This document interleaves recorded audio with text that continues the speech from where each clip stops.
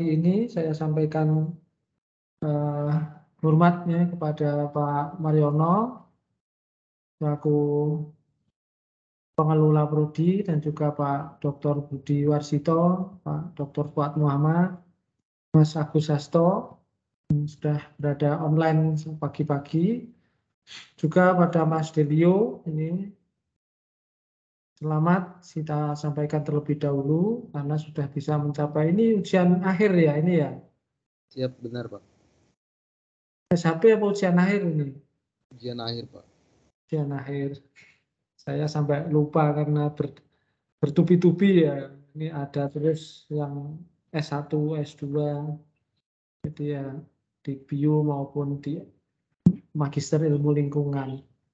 Baik, pagi ini kami akan mensidangkan mempertanggungjawab Mas Delio, menghadirkan Mas Delio untuk mempertanggungjawabkan tulisan dari tesisnya. Secara umum nanti akan dibagi menjadi 3 sesi. Yang pertama presentasi paparan sampai 20 menit. Kemudian dilanjutkan dengan diskusi masing-masing penguji 20 menit. Kemudian sesi yang ketiga adalah ini penetapan kelulusan dan kelayakan tesis Anda. Untuk yang pertama kita sudah berada pada jam 8.06 menit waktu Indonesia bagian Barat. Mungkin 2 jam selisih dengan waktu Timor Leste. Kita memasuki sesi yang pertama, dipersilahkan Mas Delio Da Costa untuk bisa menyampaikan paparannya, terutama poin-poin penting yang perlu diulangkan di forum ini. Silahkan sampai 20 menit pertama. Silahkan. Siap Pak.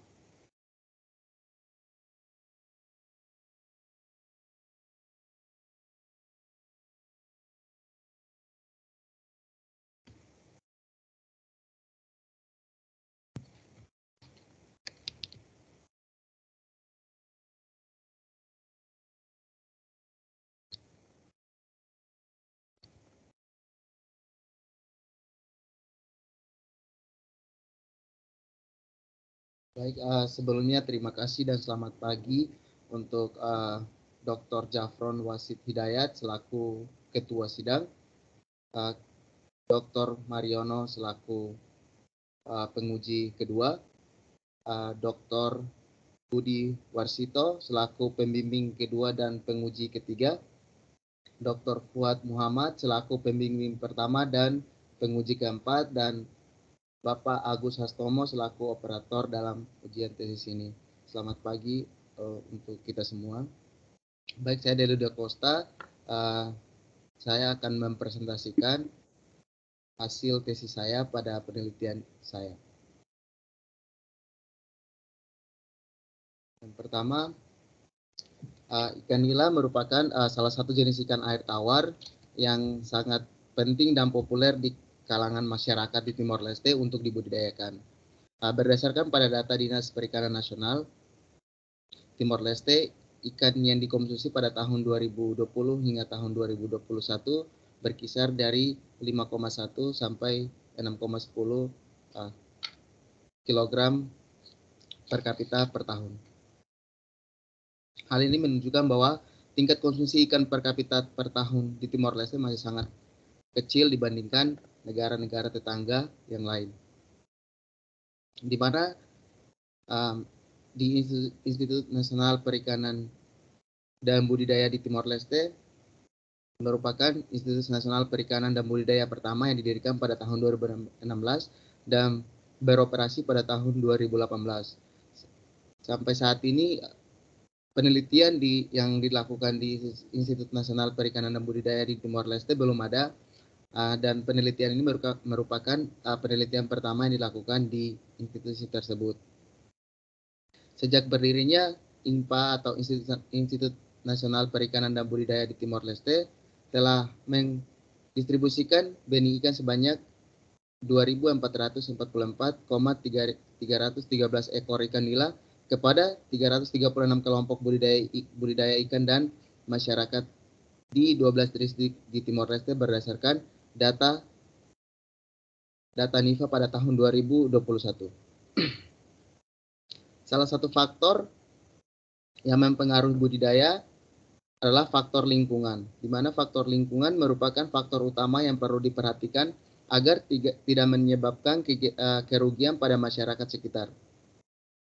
Salah satu faktor pendukung dalam keberhasilan budidaya ikan nila adalah pakan.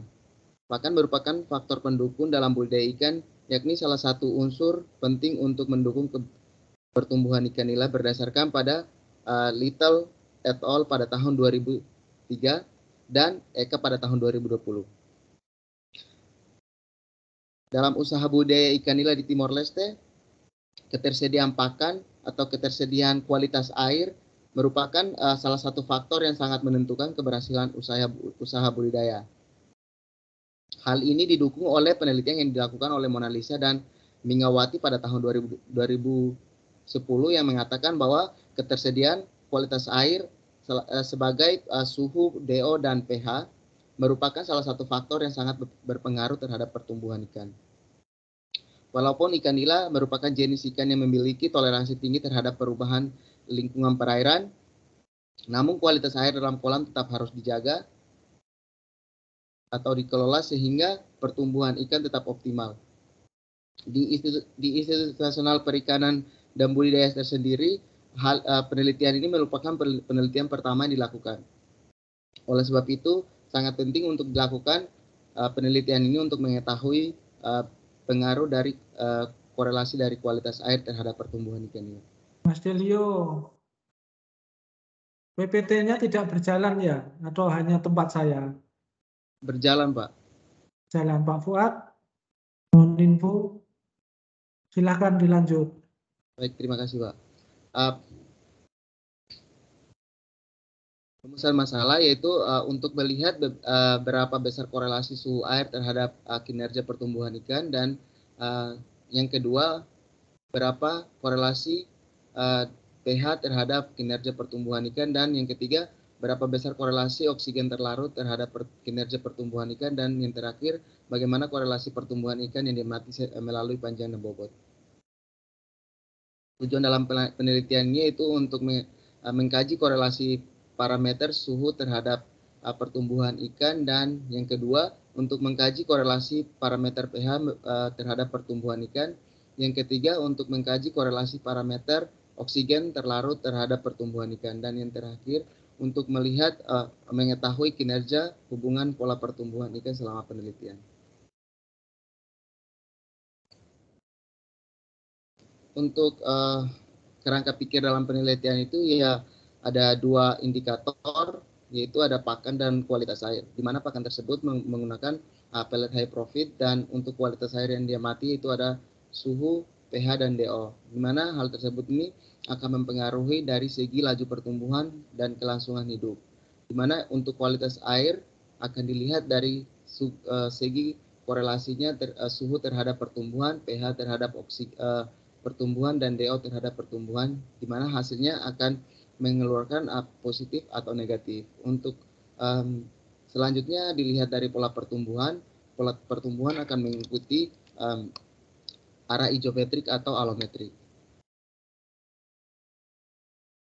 Untuk timelinenya sendiri di sini persiapan proposal hingga sampai ujian tesis.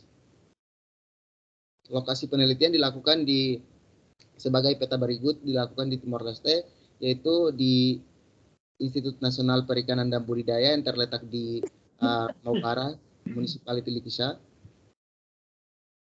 Gambaran umum lokasi penelitian. Alat dan bahan yang digunakan di sini, bahan utamanya adalah ikan nila, dan alat yaitu water quality checker dengan 22A, timbangan digital, kaliper, tangkok, baskom, kamera, HP, dan alat tulis. Persiapan yang dilakukan, yang pertama dilakukan persiapan kolam, yang kedua dilakukan pengukuran kualitas air, dan yang ketiga pengukuran sampel dengan menggunakan metode random sampling, dan yang ketiga yang terakhir adalah analisis data. Analisis data yang digunakan Yang pertama, pertumbuhan ikan, hubungan panjang bobot dan berat ikan, dan kelangsungan hidup.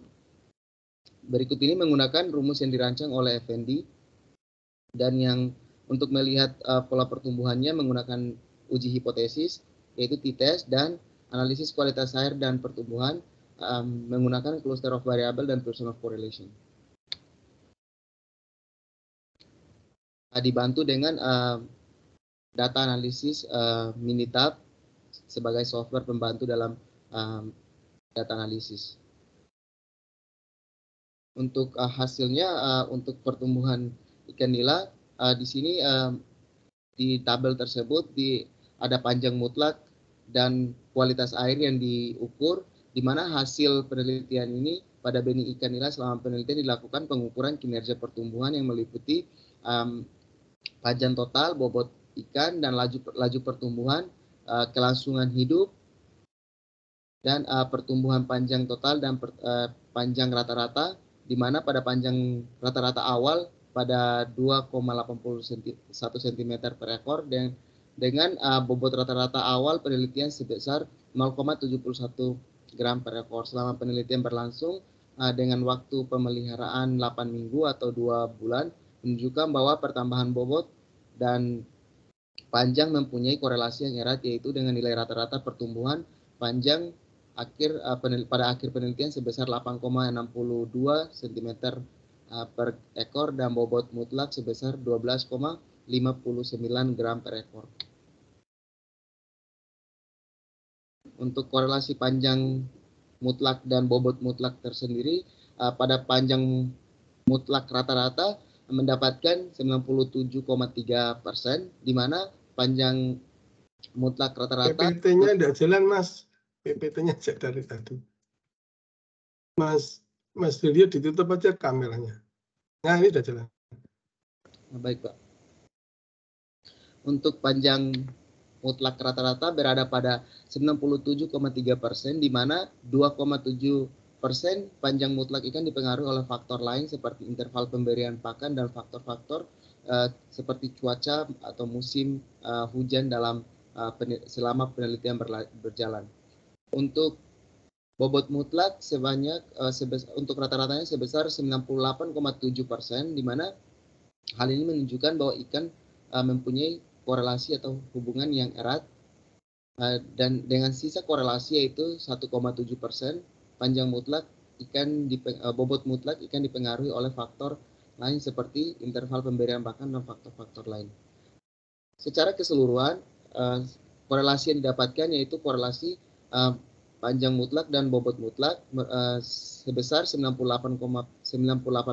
dengan nilai rata-rata, dan sisanya 2% merupakan faktor yang mempengaruhi panjang bobot mutlak, yaitu seperti interval pemberian pakan dan cuaca.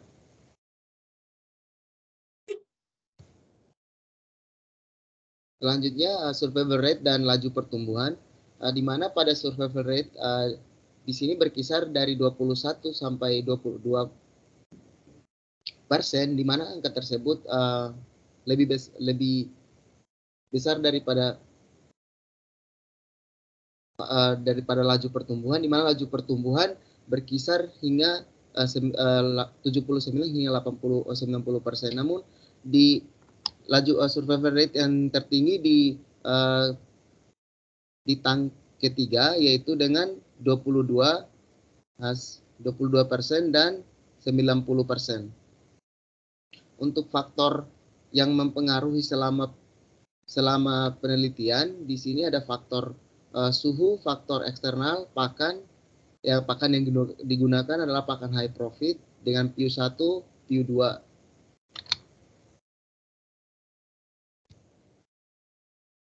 Delta frekuensi panjang dari panjang bobot dan panjang total, di mana pada masing-masing fingerling terdapat delta frekuensi panjang yang berkisar dari 9 sampai 10 kohort. Namun pada perlakuan yang kedua atau fingerling yang kedua terdapat 10/10 kohort, di mana kohort yang ditemukan yaitu ada di perlakuan 2.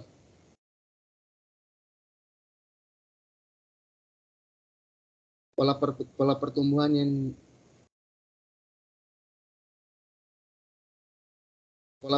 yang dihasilkan yaitu yang pertama, rata-rata pola pertumbuhan mengikuti pola alometrik negatif dengan uji T, yaitu T itu lebih besar dibandingkan T tabel, dengan uji hipotesis yaitu tolak H0.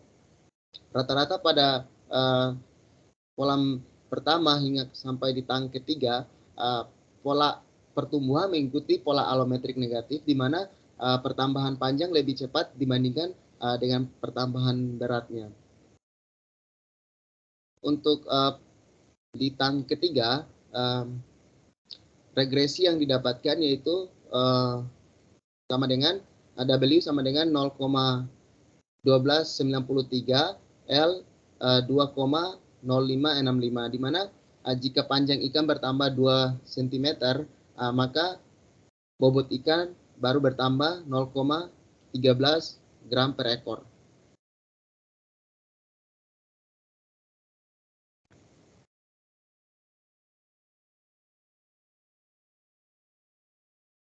Untuk korelasi kualitas air terhadap pertumbuhan ikan, di mana pada secara keseluruhan korelasi negatif terdapat pada korelasi negatif terendah terdapat pada tang kedua, di mana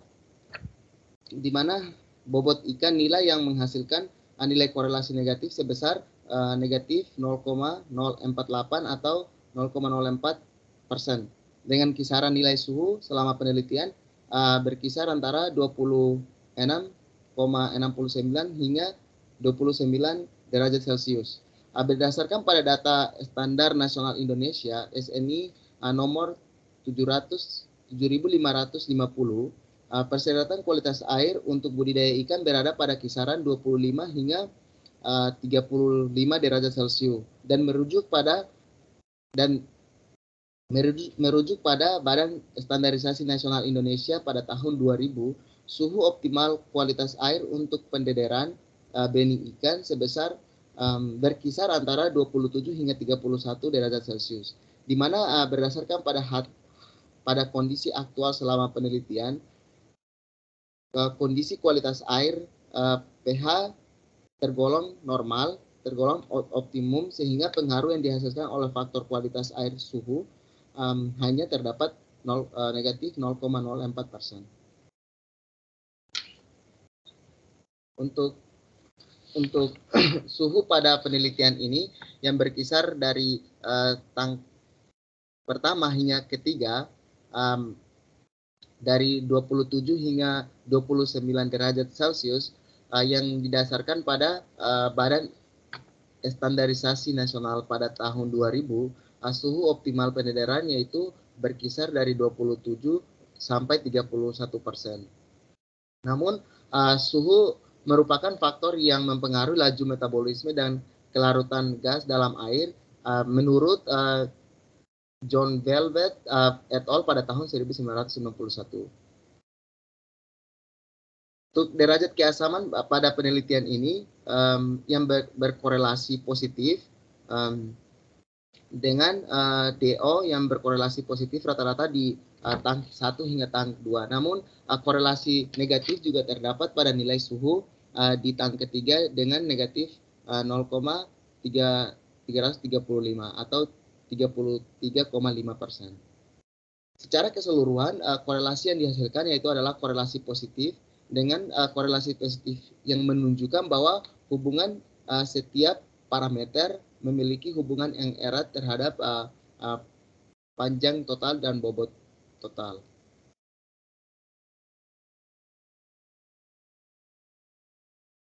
Selanjutnya ada cluster analisis dengan korelasi kualitas air terhadap pertumbuhan, di mana pada cluster ini menunjukkan bahwa tingkat kesamaan dari parameter kualitas air terhadap pertumbuhan. Dari cluster pertama pada tang 1 mendapatkan parameter kualitas air, suhu dan oksigen terlarut dengan tingkat kesamaan 97,50%. Dan cluster 2 panjang dan bobot memiliki tingkat kesamaan sebesar 95,71%. Namun untuk korelasi untuk kluster nilai terendah terdapat pada tang ketiga, di mana perwakilan dari kualitas air terhadap pola pertumbuhan ikan, di mana mendapatkan tingkat kesamaan sebesar 32,73%.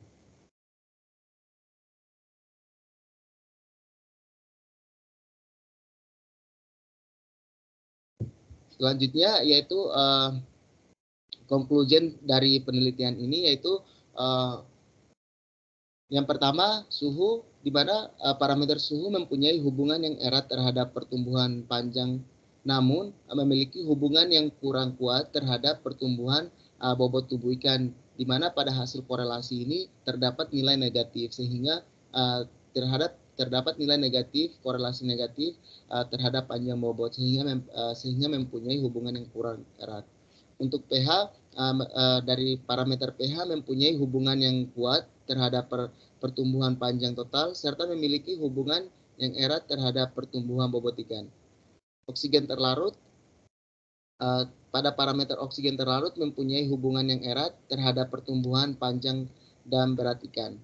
Secara keseluruhan dalam kinerja hubungan pola pertumbuhan ikan mengikuti pola alometrik negatif, di mana pada ketiga perlakuan sehingga pertumbuhan panjang lebih cepat dibandingkan dengan pertumbuhan bobot tubuh ikan nila.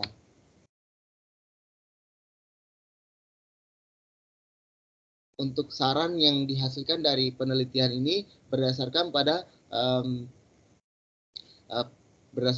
penelitian yang dilakukan selama 2 bulan dengan kejadian yang terjadi di lokasi penelitian, di mana untuk budidaya sendiri, yang pertama budidaya ramah lingkungan, di mana perlu diperhatikan monitoring kualitas air pada budidaya ikan dengan upaya menjaga lingkungan sekitar agar tidak berdampak kepada masyarakat sekitar.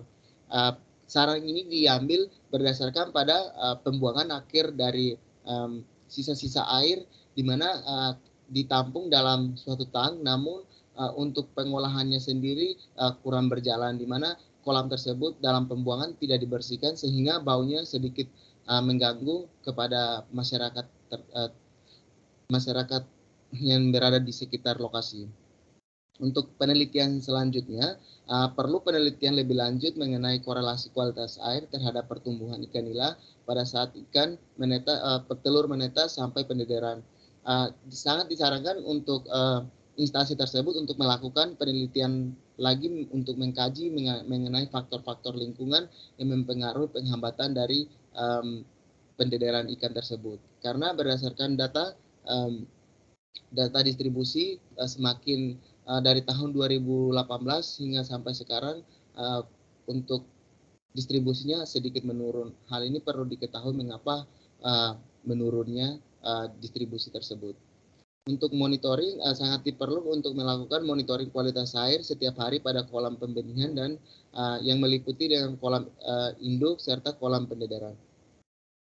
Pertambahan parameter sangat dibutuhkan karena parameter yang tersedia di lokasi tersebut masih sangat kurang, sehingga perlu penambahan parameter untuk melakukan kajian atau melakukan penelitian selanjutnya.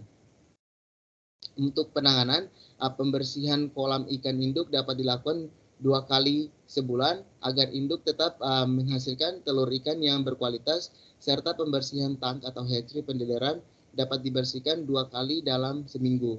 Hal ini berdasarkan pada kejadian di lokasi, di mana mereka melakukan pembersihan kolam induk itu kadang 2 bulan sampai 1 bulan sekali, di mana itu akan sangat mempengaruhi karena alat untuk mengidentifikasi amoniak di lokasi tersebut tidak ada, sehingga untuk mengurangi penyakit ikan atau kematian pada ikan dapat dibersihkan secara turun-menurun agar sisa-sisa pakan tidak menumpuk sehingga tidak menghasilkan amoniak dalam kolam. Untuk pemberian pakan, interval pemberian pakan dapat ditingkatkan lagi untuk menjaga pertumbuhan ikan tetap dalam kondisi yang baik. Untuk pemberian pakan ini berdasarkan kejadian, di mana untuk pendederan harusnya kita memberikan pakan 3 kali sehari. Namun yang dilakukan hanya 2 kali sehari, sehingga itu akan berpengaruh terhadap pertumbuhan.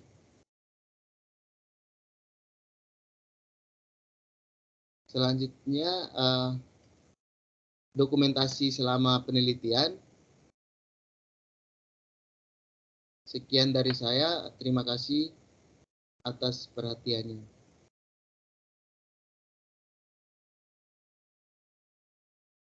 Baik, Mas Delio.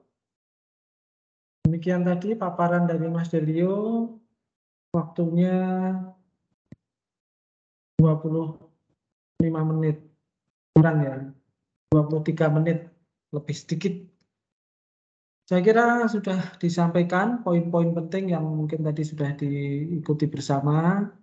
Selanjutnya kita memasuki sesi berikutnya. Pada saat ini kami aturkan kepada Pak Dr. Mariono terlebih dahulu selaku penguji yang kedua untuk mengawali diskusi kita. Silakan Pak Mariono, Pak Dr. Mariono, untuk waktunya. Oke. Terima kasih Pak Budi.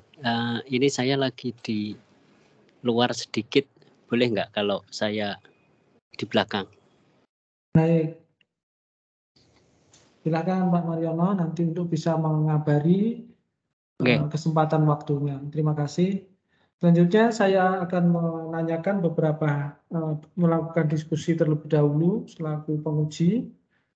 Baik, Mas Delio, sudah saya baca secara komplit tadi dari naskah yang Anda tulis. Kita segera berdiskusi, sudah direkam dan siap untuk mencatat ya masukan-masukan. Siap, sudah Pak. Baik, yang berkenaan dengan redaksi ya ini sedikit ada beberapa catatan meskipun secara umum tulisannya sudah bagus bahwa ada penulisan referensi. Penulisan-penulisan lain yang sifatnya itu asing. Ya. Jadi dalam hal ini kan Mas Delio itu menempuh pendidikan di Magister Ilmu Lingkungan yang ada di Indonesia dengan ketentuan penulisannya dalam bahasa Indonesia. Sehingga untuk istilah atau kata yang lain dari bahasa asing harus ditulis miring. Salah satu indikatif yang banyak biasanya tidak diabaikan itu penulisan at all. At all itu bahasa asing dan kawan-kawan dalam bahasa Indonesia. Sehingga ini harus ditulis miring. Adapun tulisannya itu sebagian juga kelihatan penulis Indonesia tetapi ditulis at all itu harus dicermati apakah dia publikasinya di dalam negeri atau di luar negeri. Kalau penulisannya di dalam negeri maka ya dan kawan-kawan atau DKK. Gitu ya Mas. Nanti disesuaikan. Kemudian penulisan masih ada yang pemilihan kontrasnya, warnanya dan juga fontasi ukuran hurufnya itu belum readable. Belum readable itu tidak gampang dibaca atau susah harus mengkerutkan jidat dahi. Nah ini harus sesuai kebacaan. Minimal fontasi itu ya minim sekali itu 10 atau 9. Idealnya kan 12. Hingga itu juga harus dipertahankan. Kalau memang itu mengambil dari referensi, maka ya harus dicukupkan ukurannya. Dengan risiko nanti gambarnya pecah sehingga harus diperbaiki gambarnya. Kemudian berkenaan dengan peraturan-peraturan, ya peraturan itu penerbitnya negara mana? Kalau masih di Indonesia atau di Timor Leste, maka ya peraturan undang-undang nomor sekian tahun pemerintah Republik Timor Leste atau Republik Indonesia, maka ya harus ditulis karena di sini masih tertulis nasional, ya kan? Nasionalnya nasional mana? Ini belum ditambahkan status kenegaraannya. Kemudian masih ada juga penggunaan kata-kata yang sangat panjang, kelihatannya belum tersentuh oleh revisi. Misalnya kalimat, terus di dalamnya muncul anak kalimat. Hal ini, hal ini, hal ini itu terus dalam rangkaian anak kalimat. Paham ya?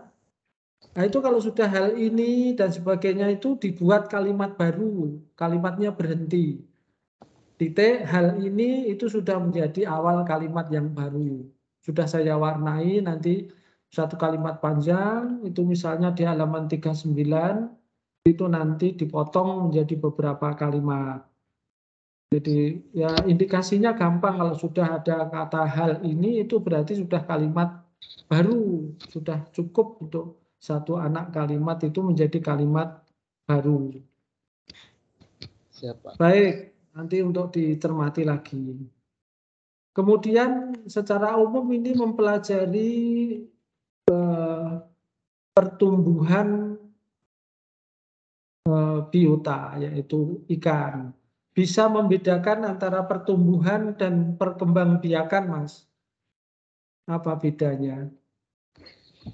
Iya baik Pak. Untuk pertumbuhan itu dia bertumbuh setelah membiakan. Kalau untuk membiakan itu dia memproduksi baru dibiakin, bertumbuh lagi Pak. Secara khusus pertumbuhan itu ada pertambahan apa? Kalau pertumbuhan itu ada pertambahan bobot, ada pertambahan panjang. Kalau Biomasa secara umum. Kalau perkembangbiakan ada pertambahan apa? untuk perkembangan biakan itu pertambahan seberapa banyak. Banyak apanya? Misalkan ikan, atau misalkan ikan dia biasanya seberapa banyak ikan yang menetas. Atau telur ikan yang menetas. Banyaknya individu baru, individu, jumlah individunya yang bertambah. Biomasanya belum tentu, gitu ya. Jadi itu kata kunci yang harus dipisahkan. Kemudian di sini sesungguhnya menggunakan kolam atau menggunakan akuarium. Pakai kolam mini fingerling begitu Pak. Kolam lingkar ya, kolam Iya, kolam semi. lingkar. Lah, akuariumnya di mana? Ada Kalau penggunaan akuarium. Kalau akuarium di sini itu semuanya kolam.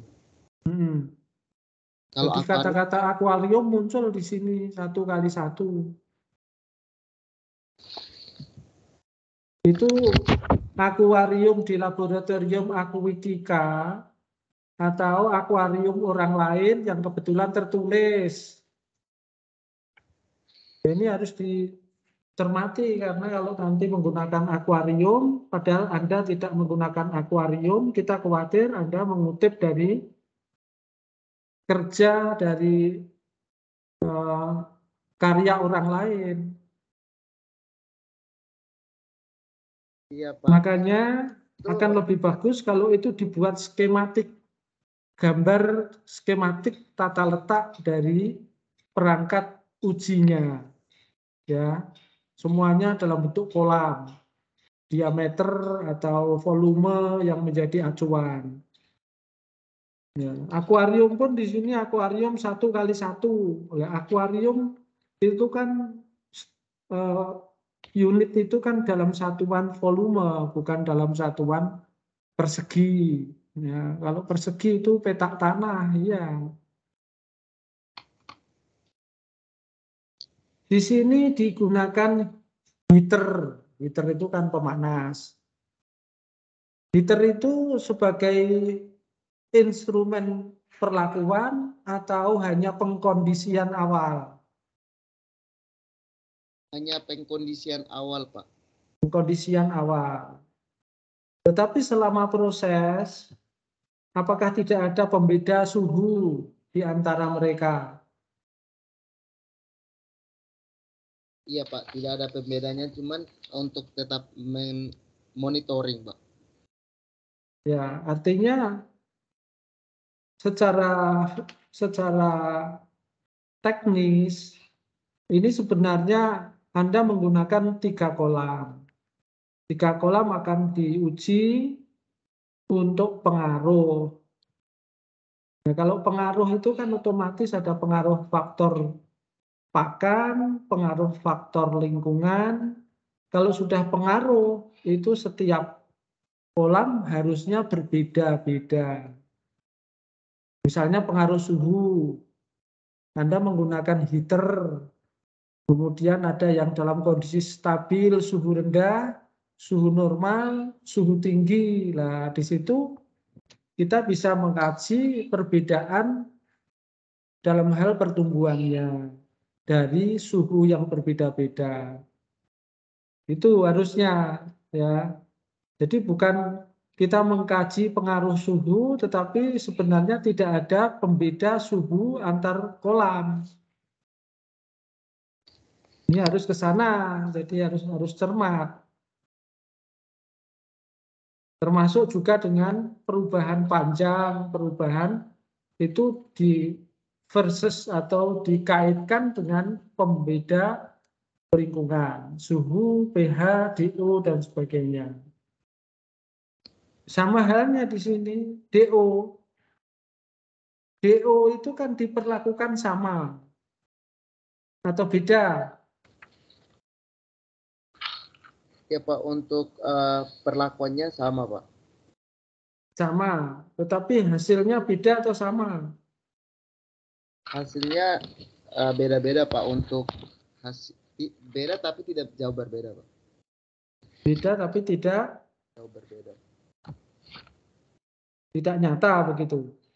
Iya Pak, benar Pak. Ya, ini sorry, sound saya itu agak gangguan, jadi Mas Deli harus kenceng ini untuk Ya Pak. menjawabnya ya. Baik, jadi kalau DO-nya dalam kisaran yang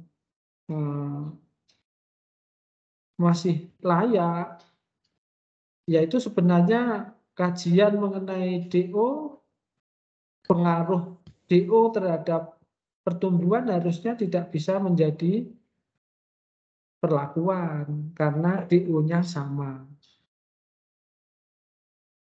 Jadi yang bisa dijadikan perlakuan ya masalah pakannya saja atau masalah suhunya atau masalah pH gitu. Kalau DO-nya sama.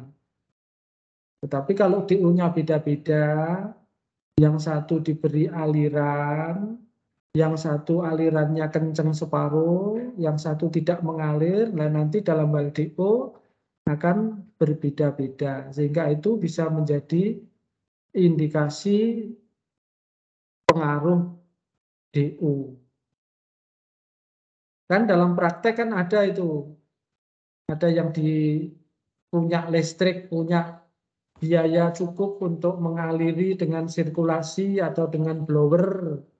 Tapi orang lain ada yang lebih sedikit menggunakan untuk mengirit biaya blower, biaya aerasi. Tetapi kan juga banyak petani yang tidak menggunakan aerator, alami saja. Nah, itu sebenarnya keuntungan atau pertumbuhannya bagaimana itu kan bisa dibandingkan, Mas.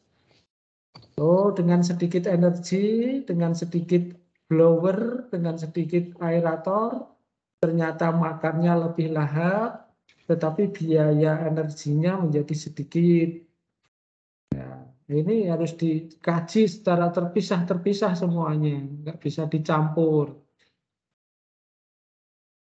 Jadi di sini ada 3 kolam yang secara teknis perlakuan ruangnya, suhunya, DO-nya, pakannya sama semua. Ya. Iya Pak, pakan yang digunakan itu adalah pakan high profit Pak. Ya, pakannya semua sama, suhunya juga sama, arusnya sama. Tetapi kok di analisa pembeda itu gimana? Ini yang kurang masuk di rasional itu, wong semuanya sama kok diharapkan ada beda itu logikanya bagaimana? Harusnya kan sama semua. Iya Pak, untuk di beberapa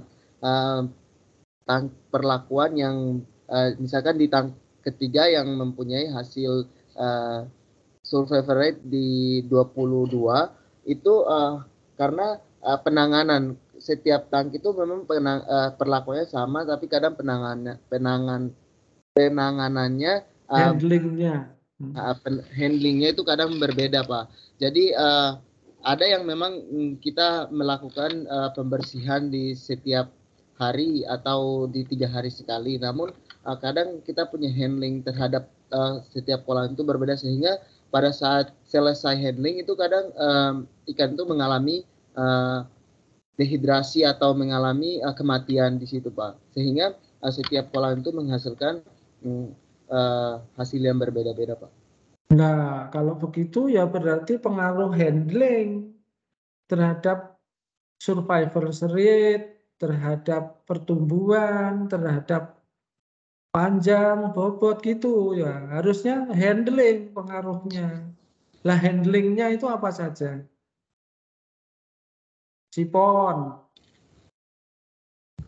Iya, handling itu yang digunakan selama penelitian itu teknik pembersihan kolam dan untuk teknik pengukuran dan penimbangan.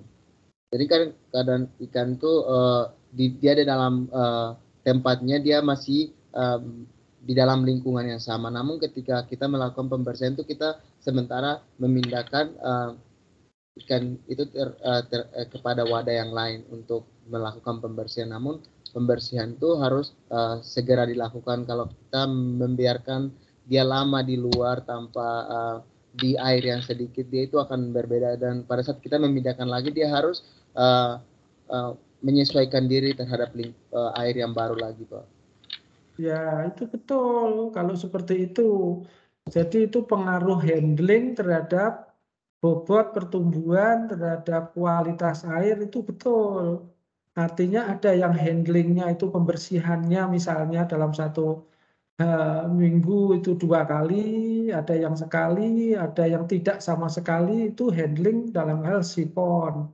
Handling yang lain dalam hal penyaringan misalnya, nah, itu bagus. Nanti harus dicapai ke sana.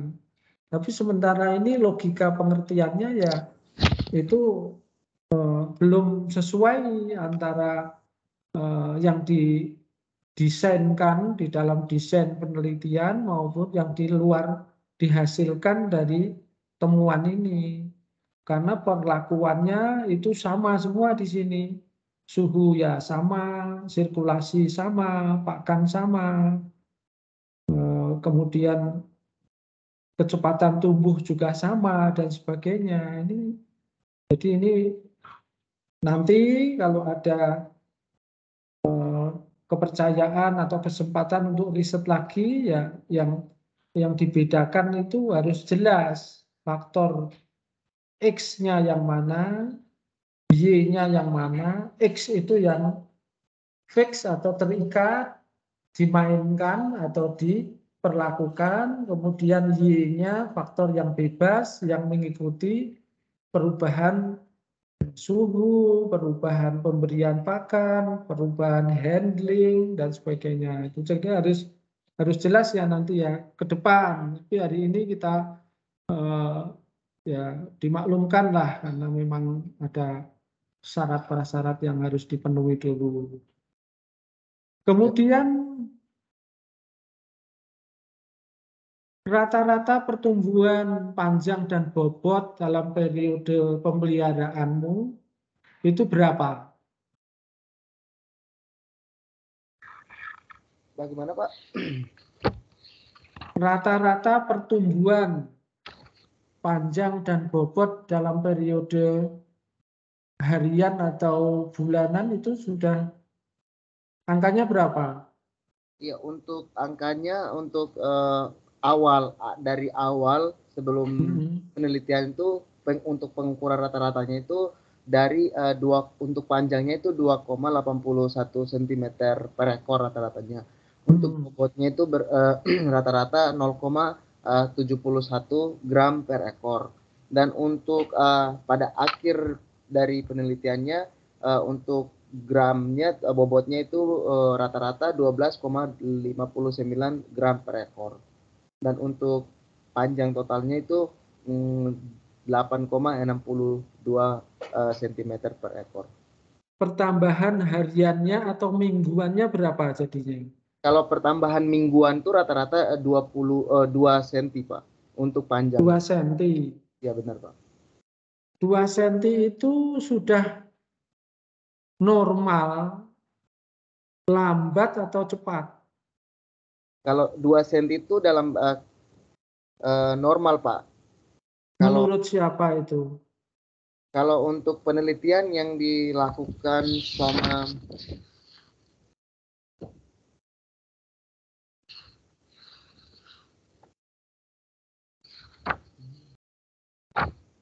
Sudah ada penelitian mengenai pertumbuhan mingguan, harian, atau bulanan per karakter bobot, panjang, atau apa? Sudah ada?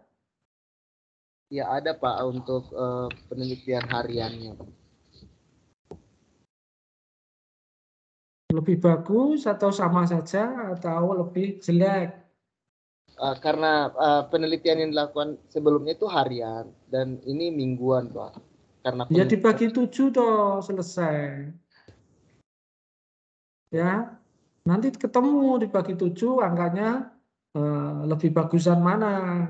Kalau ternyata lebih jelek ya harus diberi kenapa lebih rendah.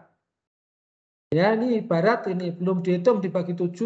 belum, Pak, Terus masih minggu, Pak. Ya nanti dibandingkan ya. Ya, Kalau Pak. kira-kira itu lebih jelek, kira-kira faktor apa penyebabnya?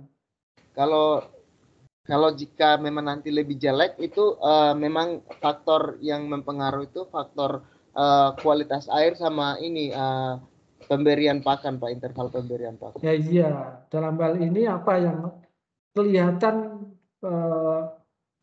fluktuasi atau nilainya kurang bisa diandalkan itu faktor apa? Jadi dari hasil praktekmu, dari hasil pelaksanaan di laboratoriummu, yang sulit dikendalikan tadi faktor apa?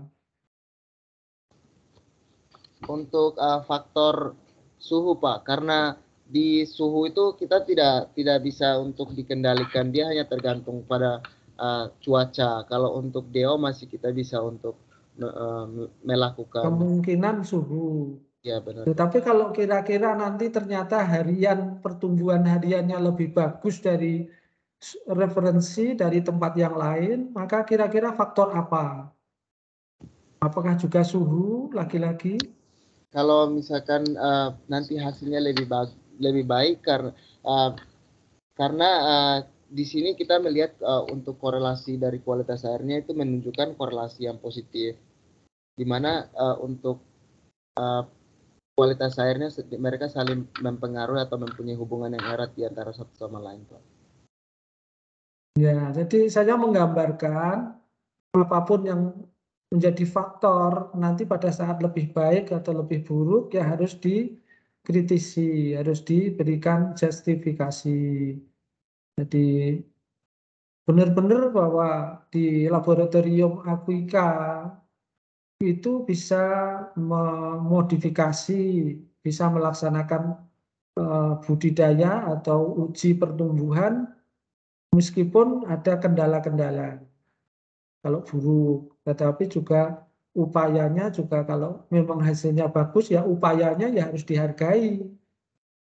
Ya kan, buruk oke, memang karena ada kendala listrik mati, ada kendala drastis perubahan suhu tiba-tiba dan sebagainya itu diterangkan. Tapi kalau ternyata lebih bagus atau sama minimal bahwa fasilitas yang ada di Akuika itu ternyata juga bisa mensupport praktek budidayanya. Nah, ini yang menjadi kunci di situ. Nanti kan Anda bikin laporan ke sana tuh? Iya, Pak. Bikin. Ya. Jadi kalau laporan ke sana ya secara umum jangan normatif hanya angka matematik yang disajikan. Ya setidaknya juga memberi apresiasi, memberi penilaian, memberi prospek kepada laboratorium sendiri. Sehingga dia juga, oh kita sudah punya hasil, sudah punya kerja. Mas Delio di Afrika kerjanya. Di ini Kementerian Pertanian dan Kelautan, Pak. Ya, dan apalagi Mas Delio sudah menjadi staf di sana, ya otomatis harus mempunyai ya itu tadi kontribusi menghasilkan sumbangan atau dukungan terhadap instrumen pemerintah yang sudah ada di sana. Itu ya. Jadi itu sedikit di luar teoritik, tetapi itu harus ada kontribusinya, harus ada sumbangsihnya. Jadi kalau ditanya nanti itu sudah punya performa. Baik. Jadi kalau melihat angka-angka yang dioperasikan, itu kan lebih mengacu kepada keeratan hubungan. Ya, keeratan hubungan. Tetapi kalau keeratan hubungan itu tidak ngerti bentuk hubungannya, apakah hubungan itu positif, negatif, bisa dilihat dari angka R-nya, bisa dilihat dari angka R kuadratnya. Tapi bentuk hubungannya sendiri, apakah itu linier, apakah itu tidak dicari, Mas. Iya, Pak. Ini linear, Pak. Dicari, Pak. Ya, kalau di ya persamaan linear itu persamaan dasarnya kayak apa, Mas? Di sini persamaan linearnya itu persamaan power, Pak. Kan ada Iya, Pak. Mencari hubungan itu kan berarti kan semakin tinggi semakin tinggi faktor A, semakin tinggi pertumbuhannya, kan gitu kan, mestinya ada persamaan umumnya. Persamaan umumnya kan Y sama dengan AX plus B. Ya, ingat nggak? Iya, benar, Pak. Nah, ini kok nggak muncul gimana? Ada tadi, Pak. Tadi mungkin tidak muncul. Ada. Saya tunjuk. Ya, kalau memang ada, dimunculkan juga di dalam gambar grafiknya. Jadi ada titik-titik parameter, ada trennya, ada garisnya, dan juga dikasih persamaannya kalau memang ada. Memang beberapa instrumen matematis untuk mencari keterkaitan hubungan itu seringkali ya ada sebatas pada angka keeratannya. Tetapi kalau itu bisa muncul persamaan regresinya, nah itu akan lebih bermanfaat lagi. Nah ini yang harapannya itu juga bisa menambah luaran persamaan regresi. Nah itu kan tinggal memilih angka-angka pada persamaan itu tuh, lah itu kan tinggal memunculkan. Ya. Jadi tampilkan pada grafik.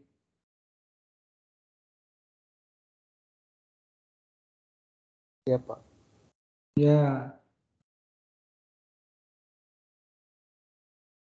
Kalau satu unit kolam mati, yang lain terpengaruh nggak, Mas?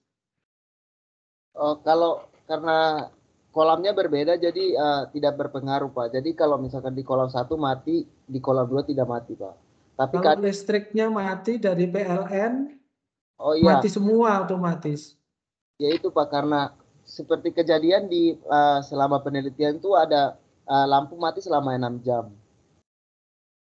Nah, selama 6 jam itu karena saya penelitian, jadi saya harus untuk tetap mengkondisikan agar ikan-ikan itu tetap hidup. Saya melakukan penambahan oksigen di aerator gitu. Aerator ya, sudah bisa diusahakan. Ya. Tapi di hasil akhir itu ikannya tinggal 13 ya? 35 atau berapa? Bukan, Pak. Hasil akhir. Ada yang 13 ekor saja, itu gimana?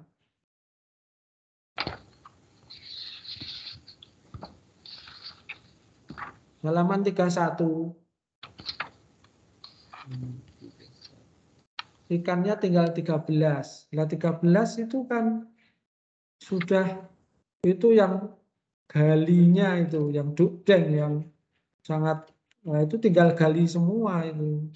Yang sangat tahan terhadap bantingan, hantaman dan sebagainya gitu.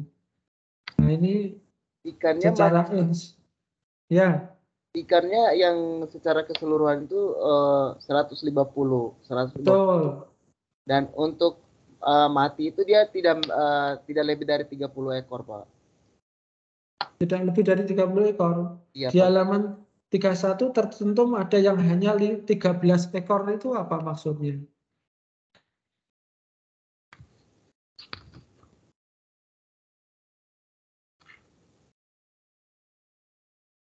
Ya, nanti dicermati lagi. Iya, Pak. Apakah hanya tinggal 13 ekor saja untuk diamati? Nah, ini nanti tampilan pada histogram pada populasi yang survive itu kan meragukan karena sampelnya atau populasinya tinggal 13 ekor saja dari 150, di bawah 10%. Jadi penggambaran dari histogramnya menjadi lemah nanti. Pada dendrogram ada indikasi suhu itu terpisah dengan parameter yang lain. Apa artinya, Mas? Untuk dendrogram yang gambar 11 ya, Pak? Yang gambar pertama, dendrogram. Ini menggambarkan bahwa untuk pH mempunyai tingkat kesamaan 42,02%, yang menggambarkan mempengaruhi dari kualitas air DO dan pH terhadap pertumbuhan, Pak. Angka persennya oke. Tapi kenapa itu kenapa terpisah sendiri dengan parameter yang lain?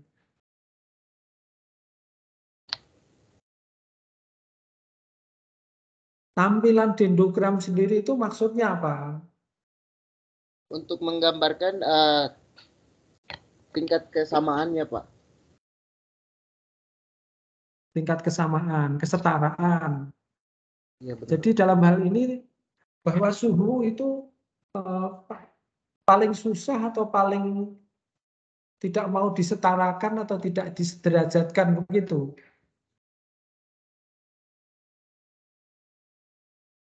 Untuk suhu sendiri karena memang kita tidak bisa melakukan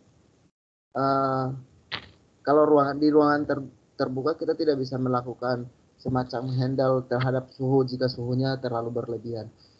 Karena dia hanya mengikuti bagaimana cuacanya nanti. Kalau misalkan cuaca dari lingkungan panas, suhunya akan mengikuti. Tapi pada gambar 12 itu suhu kompromis setara dengan panjang dan ini bisa dikendalikan gitu dari tangki 2. Tangki 2 lebih kooperatif artinya gitu. Kalau untuk gambar handling suhunya lebih mudah di tangki kedua begitu maksudnya. Kalau untuk gambar dendrogram test sendiri itu dia akan menunjukkan di mana kesamaan yang dihasilkan, sehingga nanti untuk gambar yang keluar itu akan mengikuti dari untuk tingkat kesamaan yang dihasilkan, Pak. Ya, nanti diuraikan ya kenapa mereka lebih dekat secara grafik, lebih jauh secara grafik, itu juga diterjemahkan. Ini. Kemudian secara umum ada berapa tujuan yang ingin dicapai dari penelitian Anda? Di sini untuk tujuannya sendiri ada 4, Pak. Di awal tujuan. Ya, Pak. Kemudian di kesimpulan, apakah tujuan yang pertama apa? Kalau untuk kesimpulannya diambil dari tujuan saya, Pak. Sudah sesuai ya. Yap, sudah, Pak. Jadi intinya dari apa yang sudah ditulis itu pemilihan parameter itu kan ada pendekatan untuk melihat pengaruh, itu basisnya adalah perlakuan. Kemudian yang kedua ada fenomena hubungan.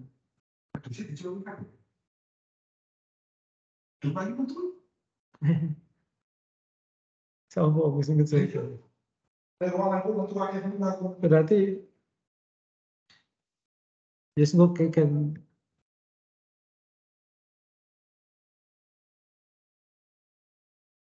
Jadi untuk dua indikasi yaitu perlakuan itu menghasilkan kajian yang berupa pengaruh.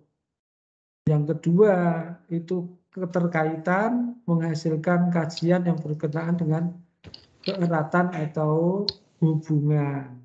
Jadi itu harus tetap dipisahkan narasi dan diskusinya. Itu ya Mas.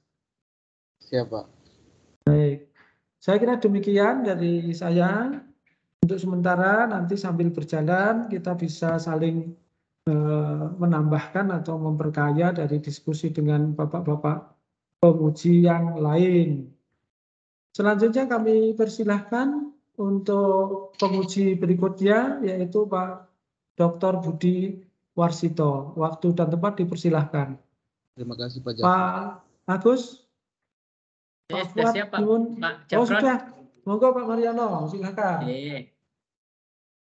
Baik, kita coba Mas ditayangkan judulnya apa Mas? Ya, Pak.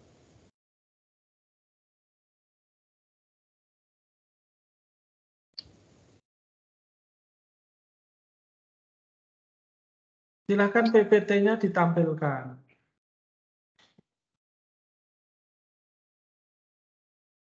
Ini kok wajahnya sama fotonya kok beda ini?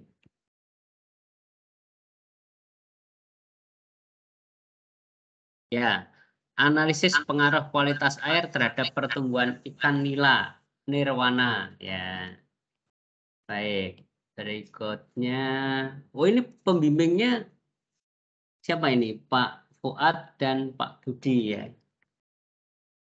Ya, kalau hasilnya gimana Mas?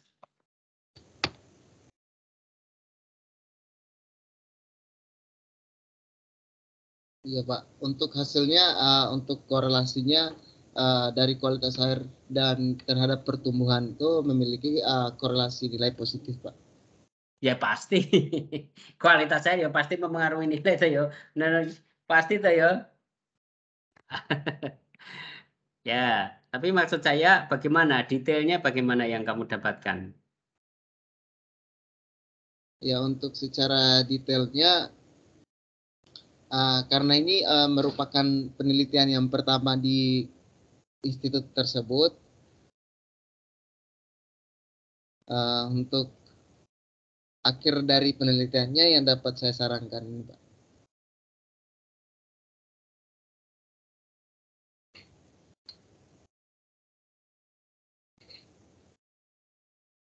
Iya, gimana? Kualitas air gimana? Yang kamu harapkan kualitas airnya seperti apa? Untuk hasil dari kualitas air yang didapatkan, untuk parameter suhunya mempunyai hubungan yang erat terhadap pertumbuhan, namun memiliki hubungan yang kurang erat terhadap bobotnya, Pak. Dan untuk pH-nya mempunyai hubungan yang erat terhadap pertumbuhan panjang, serta memiliki hubungan yang erat terhadap pertumbuhan bobot. Dan begitupun oksigen terlarut memiliki hubungan yang erat terhadap pertumbuhan panjang dan bobot ikan. Ya, datanya seperti apa? Sehingga kamu bisa mengatakan 1, 2, 3, 4 itu datanya kayak apa? Nah, untuk yang Datanya. datanya Suhu, data suhu mana? untuk ini Pak, untuk korelasinya Pak. Data suhu. Iya Pak, untuk data suhu. Data suhu mana? Untuk data suhu terhadap panjang. Iya, data suhumu mana?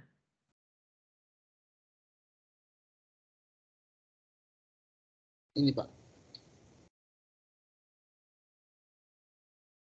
Data suhu. Iya Pak, benar. Data suhu Pak.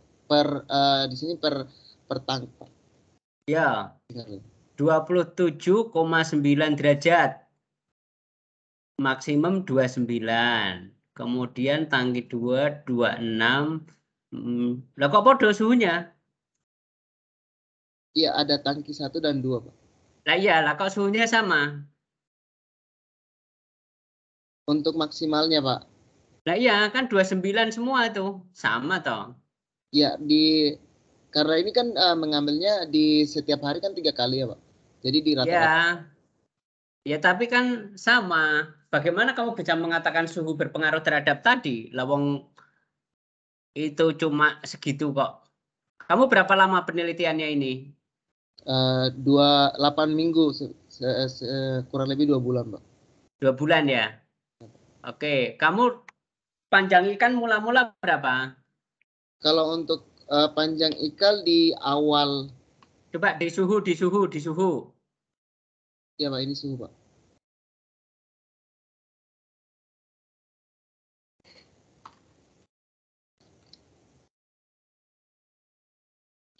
Kalau untuk panjang ikan di awal tuh Di awal. untuk panjang ikan di awal. LP itu apa itu? Bagaimana Pak? LP itu apa? LP itu laju pertumbuhan Pak. Ya, kalau KL? KL itu kelangsungan hidup Pak. Ya. Oke, panjang mula awal ikan nila berapa? Suhu itu berpengaruh terhadap apa tadi? Berpengaruh terhadap bobot Pak. Oh, suhu berpengaruh terhadap bobot. Iya Pak. Ya. Oke. Untuk panjang awal. Bukan. Yang suhu dulu, yang suhu. Coba di hasilnya tadi, hasilnya. Ya. Parameter suhu mempunyai hubungan yang erat terhadap pertumbuhan panjang, namun memiliki hubungan yang kurang kuat terhadap bobot. Nah, ini kan memiliki hubungan yang kuat terhadap panjang kan? Ya benar Pak. Ya, panjang awal mula dari ikan waktu kamu teliti berapa? Untuk panjang awal mulanya itu 2,81 cm per ekor Pak, rata-ratanya Pak. Untuk bobotnya itu ya, panjangnya dulu. Kamu dari mana kamu tahu? Cara ngukurnya gimana kamu? Untuk kamu ngukur nggak? Iya, ukur Pak, ukur setiap ikan Pak. Ya, oke, coba. Gimana? Cara ngukurnya dari tadi panjang ya? Iya Pak. Suhu itu berpengaruh terhadap panjang gitu. Harusnya kamu bikin ekstrim gitu. Suhunya 0 gitu. Supaya tahu ekstrim gitu. Nah ini kan suhunya sama. 27 derajat semua. Bagaimana kamu bisa mengatakan seperti itu? Iya Pak, nanti dilakukan analisis mengenai polanya Pak. Untuk polanya. Kamu ngukur datanya berapa lama itu? 12 kali kamu ngukur. Ukurnya itu per minggu Pak. Ya, kamu per minggu berarti kalau per minggu berapa lama? 8 Pak. Kalau per minggu berarti ada berapa data? 8 minggu Pak. 8 data ya? Ya benar Pak. Mana coba 8 titiknya mana? Suhu dan panjang tadi ya? Iya, suhu dan panjang. Mana? Data antara suhu dan panjang mana? Data mentanya Pak. Ya. Ada Pak di sini Pak. Ya. Mana? Suhu mana? Ditampilkan data mentanya Pak. Itu ya, katanya suhu berpengaruh terhadap panjang tadi kan? Iya benar Pak. Ya, coba. Kamu hebat juga, kamu sudah sampai segini, Del. Pinter loh kamu loh. Tapi mana datanya? Ada datanya Pak, saya lagi buka dulu.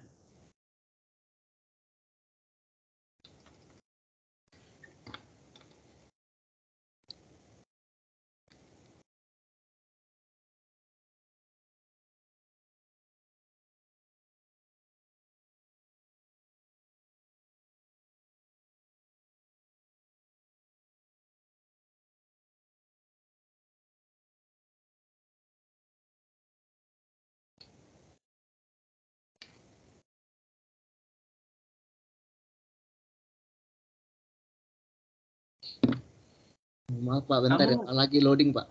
Ya, kamu menulisnya dalam bahasa Indonesia toh? Iya dalam bahasa Indonesia Pak. Oh, kenapa tidak dalam bahasa Inggris? Kemarin nyusun proposalnya dalam bahasa Indonesia, jadi dilanjut aja Pak. Ya, nanti dicek lagi Mas Dilio ya, sehingga nanti itu menjadi bagian dari mungkin lampiran ya Mas Dilio ya. Datanya ya Pak. Ya, jadi nanti datanya kan itu kan ada. Coba kembali ke kesimpulan. Baik Pak. Untuk datanya saya kemarin ini yang tadi yang suhu berpengaruh terhadap tadi loh, yang temuannya tadi loh. Ada di sini Pak. Tadi yang slide tadi loh. Nah, ini nih slide 18 ya. Nah, mohon nanti ini ditambahkan data-data seperlunya ya Mas Delio ya. Takut kalau semuanya nanti diambil sama orang bagaimana Pak? Kok diambil sama orang, itu data kamu, kok diambil sama orang bagaimana sih? Ya Pak, nanti saya tambahkan Pak. Maksud saya itu kan kamu menyebutkan bahwa panjang suhu memiliki hubungan erat terhadap panjang. Itu kan harus dibuktikan dengan data statistik toh. Iya benar Pak. Ya, itu ditampilkan datanya gitu ya. Iya benar. Ya, sesuai dengan kondisi yang kamu praktikum saja. Kamu praktikumnya di mana? Di rumah, di kantor? Di Institut Nasional Perikanan dan Budidaya Pak, di Maubara. Ya. 43 km dari Dili Pak. Oke. Mas Delio ini PNS ya? Pegawai negeri sipil, pegawai pemerintah? Belum, masih ngontrak Pak. Oh ya, mudah-mudahan setelah lulus nanti bisa jadi pegawai full. Baik, Mas Delio, ini ikannya itu ikan apa? Ikan nila Pak. Ikan nila. Harganya per kilo di sana berapa, Mas Delio? Kalau harganya per kilo di sini tuh tergantung. Kalau untuk per kilonya tergantung di lokasi Pak. Kalau di Dili sendiri tuh harga per kilonya itu untuk ikan nila sendirinya dia sekitar 3 sampai 5 dolar Pak. Berapa itu? Kalau kamu pakai apa sih mata uang harian? Rupiah apa dolar? US dollar Pak. Kamu pakai US dollar? Benar Pak. Hebat juga kamu ya. Pemerintah Pak yang hebat Pak. Ya, kamu kalau beli makan pakai apa? Dolar juga? Dolar juga Pak. Wah, hebat kamu. Ya. Gajinya kecil Pak kalau di Timor Leste. Ya. Baik. Nah, itu nanti dicermati lagi ya. Oke. Nah, sekarang satu lagi pertanyaan dari saya. Kalau menurut Mas Delio, di daerah-daerah mana saja yang kualitas airnya itu baik untuk pertumbuhan ikan nila ini, gitu? Atau kondisi lingkungan seperti apa yang Mas Delio harapkan sehingga ikan nila ini bisa tumbuh dengan baik? Itu kira-kira sudah ditulis belum? Di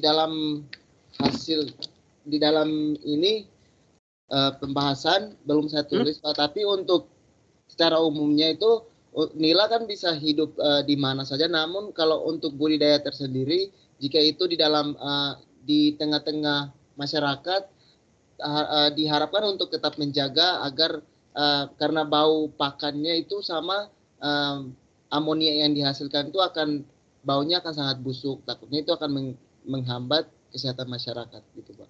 Sehingga sangat diharapkan untuk lingkungan di mana lingkungan itu harus tetap terjaga agar tidak berdampak kepada masyarakat. Ya, gimana? Oke, nah sekarang pertanyaan saya, kondisi air yang seperti apa tadi sudah lah. Sekarang kira-kira di daerah mana yang bisa ditumbuh kembangkan atau bisa dibudidayakan ikan nila itu di sekitar lingkungan kamu kira-kira bisa nggak? Bisa Pak, bisa, tapi secara umum tuh ikan nila ini dibudidayakan di semua 13 distrik yang ada di sini, tapi untuk wadah pembenihan besarnya itu hanya di tiga distrik Pak. Kalau Hanya di Timor Leste itu negaranya itu kan Timor Leste ya? Ya benar Pak. Setelah negara itu apa sih, distrik atau provinsi? Distrik, Oh, municipality gitu. country, kemudian setelah country apa? Municipality. Ya, municipality udah diganti ke municipality. Harusnya kemarin tuh distrik, tapi diganti ke municipality. Berarti country Timor Leste, municipality itu ada berapa? 13? Ada 13 Pak. Oke, setelah municipality terus apa? Unit administrasi berikutnya. Post of administration Pak. Apa? Administration, post of administration Pak. Post of administration. Ya, administratif. Itu identik dengan apa? Kecamatan. Itu biasanya kalau di Indonesia itu kecamatan, ya kecamatan. Post of administration itu kecamatan ya? Ya benar, kecamatan. Terus setelah post of administration di sana ada apa? Desa yang identik ya, dengan village, kelurahan atau desa itu apa? Kelurahan. Desa dulu baru ke kelurahan. Lah ya, apa? Itu namanya kalau di situ apa? Kalau di sini tuh biasanya panggilnya suku Pak. Oh, suku. Suku. Oh, berarti country, municipality, kemudian suku. Post of administratif baru suku. Oh. Country, municipality, post of administration, suku. Suku, habis itu aldea. Aldea itu seperti RT. Aldea namanya ya. Aldea, ya seperti RT. Kok kamu nulisin itu di bagian mana gitu, terus nanti kira-kira kamu bikin peta gitu, kira-kira nilai itu dibudidayakannya di mana gitu, supaya kamu kan juga nggak kutek-kutek ikan toh. Kamu itu salah satu hal yang harus bisa kamu dapatkan keilmuannya di Magister Ilmu Lingkungan itu adalah kamu harus bisa menceritakan negara kamu itu seperti apa wilayahnya, itu nanti dipetakan. Kemudian dari negara Timor Leste total itu dibagi menjadi apa? Tadi katanya municipality. Nah, setelah municipality, post of administration. Setelah post of administration, itu mungkin suku ya? Iya, benar Pak. Nah, itu coba kamu ini loh, kamu petakan dengan yang baik gitu, sehingga nanti kamu bisa tahu nilai itu adanya di lokasi ini, gitu. Oh, siap Pak. Ya. Nah, itu tambahan dari saya, permintaan dari saya, supaya kamu nggak kutek-kutek tentang ikan saja. Nanti kamu jadi wali kota nggak ngerti wilayah kamu di mana. Amin, siap Pak. Ya, lulusan MIL itu harus pintar, harus bisa menjadi bupati atau wali kota gitu. Kamu harus, jangan dikira kamu itu nggak bisa jadi apa-apa. Kamu harus rajin kerja setelah lulus nanti ya. Harus menjadi orang sukses ya. Amin, Pak. Jangan malu-maluin. Alumni Undip di sini sekarang jadi rektor. Nah, makanya. Rektor. Iya, makanya. Itu MPBK itu S2-nya. Iya toh? Iya benar, Pak. Mahasiswa saya itu. Saya pernah ngajar dia. Kamu harus ikuti jejak itu kakak kamu itu. Dia MPBK dia. Kebetulan satu kampung sama saya, Pak. Bilang aja, Pak, saya diuji sama Pak Mariono. Dulu pernah ngajar Pak waktu S2 di MPWK gitu. Ya, Pak. Ya, kamu harus berteman sama dia biar nanti kamu diajak untuk menjadi orang sukses gitu ya. Nah, gitu Delio. Kemudian yang berikutnya ya, jangan lupa ya, tadi data Excel-nya dipakai, dicantumkan dalam lampiran. Kemudian kamu harus menambahkan pemahaman kamu tentang wilayah ya di Timor Leste ya, supaya kamu itu nggak kutek-kutek hanya ikan saja. Ya, saya berharap kamu jadi orang pintar, orang sukses, sehingga kamu belajar betul gitu di MIL itu. Oh, ternyata Timor Leste itu luasnya sekian, negara saya itu terdiri dari sekian municipality, terdiri dari sekian sub post of administration. Dari post of administration saya punya teman-teman yang terlibat dalam sekian suku gitu kan. Nah, itu nanti dideskriptifkan saja kira-kira sumber air di suku ini itu begini, begini, sehingga dimungkinkan nila itu bisa tumbuh kembang di seluruh wilayah Timor Leste, misalnya gitu, gitu ya. Baik, Pak. Ya, baru nanti kamu tambahkan bahwa secara detail tumbuh kembang nila itu dipengaruhi oleh tadi yang slide 18 tadi gitu. Gitu ya. Ya, Pak. Ya, karena kalau mau jadi orang pintar magister ilmu lingkungan nggak hanya urusan ikan satu tok til gitu. Ya, Ya, Pak. karena ilmu lingkungan itu kan ada 3 hal yang harus kamu pahami toh. 1, abiotik itu tentang air, kamu udah belajar toh. Kemudian biotik itu nilainya. Nah, yang ketiga itu culture. Culture itu intinya adalah bagaimana makhluk hidup si nila tadi memberikan tambahan kebaikan atau memastikan, bahasa kerennya ya, ketahanan pangan bagi rakyat Timor Leste itu. Ketahanan pangan rakyat Timor Leste itu culture gitu loh. Culture itu tidak harus hanya budaya, bukan begitu maksudnya. Tidak serta-merta culture itu diartikan budaya gitu ya. Tapi culture itu maknanya itu adalah society ya, gitu. Jadi bagaimana nilai ini konteksnya dalam Timor Leste Society gitu loh. Orang Timor Leste itu suka nggak dengan nila? Suka, Pak, kalau untuk nilai ini, Pak. Ya, iya toh. Sama di Indonesia juga suka gitu ya. Kamu nanti kalau main ke Indonesia bawa nila ya. Ya, Pak. Guyon. Ya, Kayaknya terakhir ketahan ini. di ini, Pak. Bea cukai, Pak. Betul. Nah, itu kira-kira Mas Delio. Kemudian jangan lupa bahwa proses-proses perbaikan tesis dan segala macamnya ini harus tetap dijalankan meskipun mungkin nanti kamu sudah dinyatakan selesai atau seperti apa gitu ya. Siap, Pak. Ya, itu tidak boleh ngutang. Ini terakhir nanti saya. Terakhir nanti kontrolnya di saya. Nanti kalau kira-kira belum bagus, belum layak untuk dibaca, saya belum tanda tangan. Ya. Siap, Pak. Ya, gitu Mas Augusto ya. Tetap semangat. Mudah-mudahan kamu dapat banyak ilmu.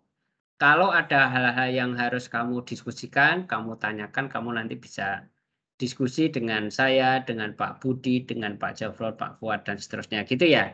Siap, Pak. Baik. Terima kasih Mas Delio.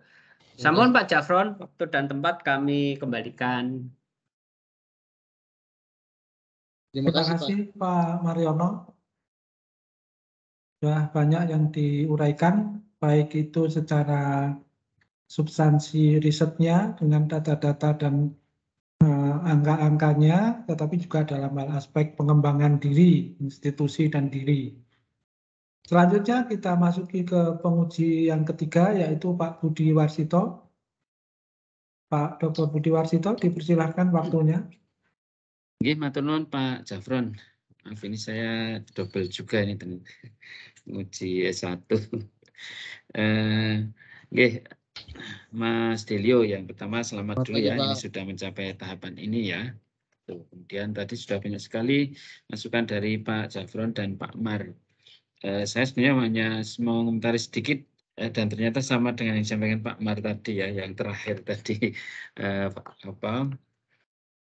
Mas Delio ini kan kuliah di MIL ya, yang aspeknya nanti bukan hanya perikanan saja. Jadi nanti mohon untuk diperhatikan aspek ABC-nya ya di kajian ilmu lingkungan, sehingga nanti beda ya, hal yang membedakan kalau Mas Delio kuliah di mungkin S1 atau S2 perikanan begitu ya Mas Delio, nanti hal itu harus diperhatikan. Kemudian di bagian lampiran itu saya lihat Mas Delio ya, kan ada gambar-gambar ya, ada aktivitas penelitian yang dilakukan. Ini tanpa keterangan ya, di lampiran 4 dokumentasi itu ini sedang apa kan nggak jelas ya. Jangan pembaca dibiarkan untuk berpikir sendiri, mengira-ira sendiri ini sedang mengapa.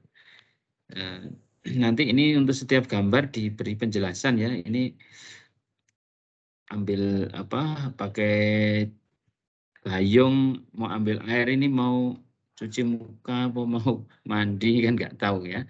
Nanti dikasih penjelasan ini setiap gambar ini sedang mengerjakan apa gitu ya. Tuh. Kemudian hasil korelasi, hasil pengukuran korelasinya itu nampaknya ini ya, nilainya di kisaran 0,4, 0,3 gitu ya. Korelasi, oh ini 0,7 sorry ya, 0,7, 0,8. Ya yang korelasinya agak rendah itu misalkan DO dengan atau DO pH dengan bobot ya. Kalau dengan panjang relatif lebih kuat ya, lebih tinggi. Nah ini kenapa Mas Dilio? Ini satu pertanyaan saya aja. Kalau korelasi kualitas air dengan panjang panjang ikan ya, itu nampaknya lebih tinggi ya, relatif lebih tinggi daripada dengan bobot begitu. Gimana Mas Dilio? Ya memang untuk pengaruh atau korelasi dari kualitas air sendiri ini yang menjadi faktor selama penelitian ini, yang pertama ada juga pemberian pakan, di mana pakan yang digunakan pakan high profit, hanya satu merek pakan yang digunakan, dan sehingga di sini untuk korelasi dari kualitas air terhadap panjang itu rata-rata memiliki nilai positif. Hal ini juga diperkuat dari hasil analisis pola pertumbuhan, di mana menunjukkan hasil alometrik negatif, di mana pola pertumbuhan panjang lebih cepat dibandingkan bobotnya, Pak. Oke, kalau tank 1, 2, 3 itu, yang tank 2-nya kan relatif menghasilkan nilai yang lebih kecil juga ya. Benar, Pak. Kenapa, Mas? Ya Pak, untuk kalau di tank 2 ini memang kejadian misalkan di fluktuasi kualitas air yang terjadi, misalkan nilai di nilai pH, nilai suhu yang meningkat, fluktuasi terjadi secara tiba-tiba yang dapat mempengaruhi penurunan dari hasil korelasinya, Pak. Ya, nampaknya belum ini ya, belum dilakukan analisis lanjutan ya. Ya, nanti mungkin perlu ditambahkan kalau saudara menceritakan hasil itu kan baru hasil ya, baru membahas tentang hasil, tetapi menganalisis hasil itu hal bagian yang penting ya, kenapa itu terjadi. Nanti bisa ditambahkan di bagian penjelasan sesudah saudara menambahkan atau memberi keterangan terhadap hasil itu. Jadi kenapa hal itu bisa terjadi? Ini yang sebenarnya salah satu yang membedakan magister dengan program sarjana itu kan bagaimana kita bisa melakukan analisis kan gitu ya, bukan hanya menceritakan hasilnya saja. Itu ya Mas Delio, nanti mungkin bisa dianalisis, diperdalam analisis hal-hal seperti itu. Gitu. Oke. Yang lain saya kira sudah banyak perbaikan dari tahapan sebelumnya ya, pada saat seminar hasil saya kira sudah banyak. Saya kira itu saja Pak Jafron dari saya. Matur nuwun. Terima kasih Pak.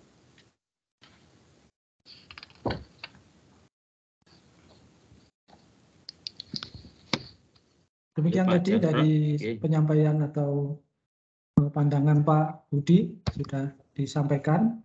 Selanjutnya monggo Pak Fuad sebagai penguji terakhir atau sekaligus sebagai pembimbing utama untuk menyampaikan diskusi dan komennya. Baik, terima kasih Pak Jafron sebagai pimpinan sidang. Yang pertama kami ucapkan terima kasih kepada Bapak Dr. Jafron Wasik Hidayat, Bapak Dr. Mariono, dan Dr. Budi Warsito yang sudah memberikan banyak masukan dalam ujian ini ya. Tadi Pak Jafron cukup jeli membandingkan atau menganalisis pengaruh faktor abiotik pada pertumbuhan ikan, tapi kok sama. Nah, itu saya jadi, wah iya yo, kok jadi kayak gini. Jadi saya terus kepikiran gini Pak, bagaimana kalau nanti untuk analisis faktor abiotik itu lebih nanti Mas Delio membandingkan dengan hasil penelitian atau justru memperkuatnya dengan teori-teori dari ya, referensi ya. Jadi memang benar bahwa DO, pH, kemudian faktor yang lain itu berpengaruh kepada pertumbuhan ikan nila. Padahal kalau kita mau melihat pertumbuhan ikan nila itu bisa banyak faktornya sebenarnya Pak Sedelio ya. Yang pertama secara genetis, mungkin yang Anda kaji bukan berasal dari indukan yang sama. Gimana itu? Indukannya sama enggak? Iya Pak, kalau untuk induknya dari satu kolam itu induk itu yang diambil semua, cuman Sama. kita tidak tahu dia dari induk A, B, C atau dari induk apa. Ya itu makanya kalau induknya berbeda, secara genetis beda ya akan beda. Lawang misalnya saya dengan Mas Delio itu yang misalnya dikasih asupan sama, makanannya sama hariannya, ditempatkan pada kondisi yang sama secara abiotik. Tapi kalau secara genetis beda ya akan beda. Mungkin Mas Delio lebih tinggi dari saya, mungkin Mas Delio akan lebih gemuk dari saya. Jadi kalau kita parameternya pertumbuhan kan pertambahan panjang dan bobot. Kalau indukannya bagus ya mesti akan lebih cepat pertumbuhannya. Jadi dari faktor genetis, biar faktor pemberian pakan. Jadi pakan secara apa namanya? Kalau kita melihat FCR itu kan sebenarnya kan genetis ya. Tapi kalau pakan kan bagaimana diberi pakan sehari 2 kali sama 3 kali tentunya kan beda juga. Baru nanti faktor abiotiknya yang berbeda. Jadi nanti saya minta Mas Dele bisa memberikan telaah pustaka untuk pengaruh-pengaruh faktor abiotik pada pertumbuhan ikan. Untuk menjawab tadi yang disampaikan oleh Pak Jafron. Kemudian yang kedua, terkait dengan masukan Pak Mar, saya juga setuju ya. Jadi Anda belum memasukkan aspek culture ya. Culture itu kan sosial apa namanya? Masyarakatan lah. Misalnya dengan tadi ya dengan memberikan mungkin gambaran wilayah di tempat Anda. Kemudian bagaimana konsumsi ikan di situ, Mas? Iya, Masyarakatnya. Iya Pak, untuk konsumsi ikan nila sendiri di sini itu memang setiap kali kita mendistribusikan, masyarakat itu akan melakukan pembibitan dan induk akan dipisahkan setelah Bukan, induk itu. maksud saya konsumsi ikan itu pola konsumsinya. Apakah masyarakat Timor Leste itu mempunyai apa istilahnya ketertarikan untuk makan ikan itu seberapa tinggi maksud saya? Sehari itu bisa berapa kilo atau berapa gram per hari itu? Ya, untuk sejauh ini data yang saya temukan itu setiap tahunnya itu naik untuk tahun 2020 5,1 kilogram per kapita per tahun untuk tahun 2021. Untuk tahun 2021 6,10 kilogram per kapita per tahun. Untuk data saat ini belum bisa saya ambil Pak, soalnya masih dalam proses pembuatan. Sebagai salah satu apa namanya yang Anda kaji juga ya, biar nanti naskah tesis yang mencirikan mahasiswa ilmu lingkungan itu bisa muncul di sini. Nah, saya kemarin berpesan untuk isu-isu lingkungan ya tolong nanti dipertajam ya, dieksplisitkan. Misalnya gini, pengaruh dari aktivitas budidaya pada perairan itu bagaimana? Timbulnya cemaran-cemaran organik kan tentunya, yang berdampak pada eutrofikasi mungkin, pengkayaan nutrien pada kolam budidaya, itu dari kegiatan apa saja. Kemudian yang kedua, ini adalah tentang pola budidaya yang di situ mungkin. Ada nggak menggunakan kincir air, Mas? Untuk budidaya di sini untuk kincir air sendiri itu digunakan tapi ada untuk bandeng, ikan bandeng, Pak. Inilah kan sebenarnya bisa juga. Nah, untuk mencirikan dari mahasiswa MIL, mungkin Anda merekomendasikan membuat kincir air untuk kolam nila, tapi dengan sumber energi surya misalnya. Nah, itu kan nanti bisa mencirikan apa istilahnya, mahasiswa ilmu lingkungan yang penggunaan energi baru terbarukan. Tapi Mas Dilo tahu nggak dampak dari kincir air itu terhadap kualitas air bagaimana? Apa yang paling dipengaruhi dari pemilihan kincir air? Faktor mana? Faktor fisik mana yang paling terpengaruh? Maaf, belum tahu, Pak. Belum tahu. Jadi kincir air itu adalah untuk menaikkan DO. Ya, DO dari perairan itu nanti akan naik dengan adanya perputaran itu. Jadi kalau Anda melihat di sungai itu kalau ada riak, apa ya? Air terjun yang kecil itu apa istilahnya kalau di Timor Leste? Ada sungai, ada kerucuk yang turun di sungai itu, Ya, air Pak. terjun tapi kecil. Nah, itu di situ DO-nya tinggi, ada perputaran. Makanya ikannya di sini biasanya banyak. Nah, kincir air tujuannya seperti itu. Jadi mungkin caranya bisa membuat atau menempatkan kincir air pada kolam budidaya dengan menggunakan energi baru terbarukan. Bisa mungkin dari panel surya, mungkin dengan kincir angin mungkin. Itu mungkin bisa digunakan. Nah, tentunya nanti harus Anda melakukan penelitian syukur-syukur untuk lanjutan bagaimana penggunaan panel surya pada kincir air di kolam budidaya. Nanti menggandeng teman-teman dari magister atau dari teknik elektro atau energi itu kan bisa. Itu ya Mas ya.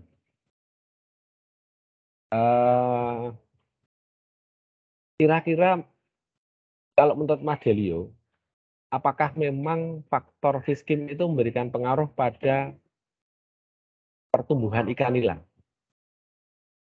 Iya, Pak, benar, Pak. Untuk faktor fisiknya itu memang mempengaruhi pertumbuhan ikan, Pak. Dimana kalau misalkan tidak terkelola dengan baik, maka ikan mungkin bisa saja mengalami kematian. Berarti memang perlu memperhatikan itu. Nah, dan juga manajemen terhadap pengelolaan kolam itu juga penting karena tadi ya beberapa faktor ya, karena saya faktor fiskim, faktor pemberian pakan itu penting ya. Bagaimana mengganti air yang sudah tercemar mungkin. Kalau sumber airnya dari mana tuh Mas kolam di sana itu? Kalau untuk di lokasi penelitian saya itu sumber airnya dari gunung. Nanti ditampung di penampung besar akan disalurkan kepada kolam-kolam. Oke. Berarti gunungnya mana ya? Banyak pohonnya? Vegetasinya lebat? Iya benar, vegetasinya lebat, Pak. Terus kalau musim penghujan sama kemarau, apakah ada perbedaan pada debit airnya? Itu sejauh saya belum tahu untuk debit airnya untuk ini. Cuman kalau untuk musim hujan sendiri itu karena ini kan airnya kan air permanen ya, air permanen dari gunung. Jadi mungkin dia akan bertambah, tapi karena hanya saluran air yang terdapat di dekat di sumur atau di air tersebut, jadi mungkin akan menambah debit airnya, Pak. Ya, gampangnya kalau kemarau itu di sungainya itu airnya kelihatan sedikit enggak dibandingkan dengan saat musim hujan. Kalau mau lihat debit air secara gampang kan seperti itu. Ya, jadi masalah gini, karena Anda mengambil topik tentang budidaya ikan, itu air itu menjadi faktor kunci atau modal utama di dalam kegiatan tersebut. Artinya jangan sampai nanti ketersediaan air itu menjadi faktor penghambat ya. Kolamnya sudah terlanjur dibuat banyak, tahu-tahu airnya nggak ada. Lah itu kan jadi masalah. Makanya memastikan keberlanjutan air itu juga penting dalam budidaya ini. Selain kualitas dari airnya. Itu ya Mas Delio ya. Siap. Oke. Baik, jadi nanti kita masih akan merevisi naskahnya Mas Delio ya. Karena nanti naskahnya akan dibaca banyak orang. Sehingga nanti tadi Pak Amar sudah menyampaikan bahwa Anda masih punya utang sebenarnya nanti setelah ujian ini untuk revisinya. Sehingga tesis Anda itu benar-benar layak untuk disebut sebagai tesis mahasiswa magister ini. Ya demikian dari saya Pak Jafron. Waktu kami kembalikan. Terima kasih. Cukup. Ya. Terima kasih Pak Fuad. Baik, saya kira diskusi sudah kita laksanakan bersama. Pada intinya penyelarasan substansi dalam hal parameter yang mau diuji, baik itu pengaruh maupun keterkaitan hubungan, ini masih tetap diperlukan penyelarasan, sehingga nanti tetap harus dilakukan revisi seperlunya. Kemudian juga tadi sudah diberikan masukan banyak dari Bapak penguji dan juga pembimbing, maka ini juga harus direspon cepat hari ini, baik dari rekaman ataupun dari catatan Mas Delio. Saya kira demikian untuk rangkaian diskusi yang kita laksanakan di sesi kedua ini. Selanjutnya kita akan memasuki sesi ketiga. Teknisnya, normalnya Mas Delio harus keluar sebentar dari link dari online. Nanti monggo Bapak-Bapak bagaimana ini harus di invite ulang nanti atau ini kita laksanakan terus bersambung. Pak Mariono, bagaimana baiknya ini kita memasuki sesi ketiga, kita laksanakan penetapan kelayakan kelulusannya. Apakah ini diperlukan mengeluarkan Mas Delio terlebih dahulu? Oke, saya rasa tidak Pak Budi, hanya nanti kita saling mengingatkan saja, terutama Pak Fuad dan saya Pak Astomo. Ini saya terbuka saja, sebaiknya memang ujian itu tidak langsung di dalam 1 hari ya. Saya lupa ya, saya ternyata ini hari tanggal 15 ya. Tapi tidak apa-apa, itu mungkin kesalahan saya juga ya. Apapun kondisinya bagi teman-teman yang akan sidang dan menyusun mengejar tenggat waktu ya, gimana caranya harus sebelumnya ya, karena Mbak Natalicia itu kan bisa disidangkan Sabtu ya. Sabtu kan bisa gitu. Jadi Mas Delio mestinya ya sidangnya Sabtu kemarin. Iya Pak, Ya. kemarin saya mohon izin Pak. Ya apapun kondisinya saya sama Pak Budi bisa nguji Sabtu bisa kok. Tapi nggak apa-apa ya. Itu sudah dijadwalkan hari Jumat pagi sebenarnya Delio itu. Tapi informasi dari Mas Delio, internet di Dili atau di rumahnya Delio itu bermasalah hari Jumat paginya. Nggak bisa, ya nggih Pak Fuad, tapi tetap nggak bisa, wong Natalicia bisa kok. Ya. Bisa toh. Normalnya lagi tuh di hari Sabtu Pak. Jadi kemarin saya minta untuk ini hari Sabtu, tapi katanya ada arahan dari Pak Has, ada libur untuk. Iya, nggak apa-apa. Ini sayanya yang salah. Jadi mungkin ini saya ngingetin sama Pak Fuad. Mungkin bisa ini lebih ke administrasi kok Mas Delio, ke masalah administrasi ya. Saya kurang tahu nanti kamu bisa bebas SPP apa tidak gitu, karena ini kan hari ini ya gitu. Ya, tapi kalau misalnya sidangnya kamu Sabtu gitu, saya bisa bantu. Tapi kalau hari ini nanti saya cek dulu. Ya, Pak. Ya, nggih, monggo Pak Jafron. Ini lebih ke administrasi tanggal lulus sih, Mas. Iya. Berarti kalaupun nanti harus diadmin kelayakan revisi di tanggal ini ya, berarti harus kita adminkan untuk kelulusan kliknya itu nanti malam. Sehingga tidak masih diberi kesempatan untuk revisi sehari penuh hari ini gitu. Pun.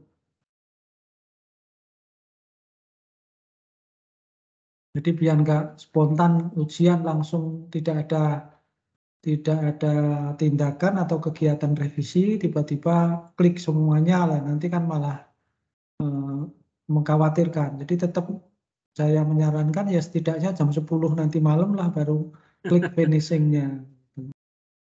Pak Jafron, jangan lupa jenengan masih harus ngeklik Mbak Natalicia loh nggih. Mbak Natalicia sudah. Belum. Mas Augusto yang belum. Mbak Natalesia jenengan belum klik lulus. Pak. Aku mau Bang ketua. Ketuanya saya Pak Mar, saya yang klik lulus saja, bentar. Oh ya, Ketua saya, baik. Monggo ini diumumkan untuk Mas Delio. Baik, secara umum dari apa yang sudah kita sampaikan pada pagi jelang siang ini, tadi adalah pelaksanaan ujian akhir tesis dari Saudara Delio Da Costa dengan sesi diskusi yang sudah kita laksanakan bersama.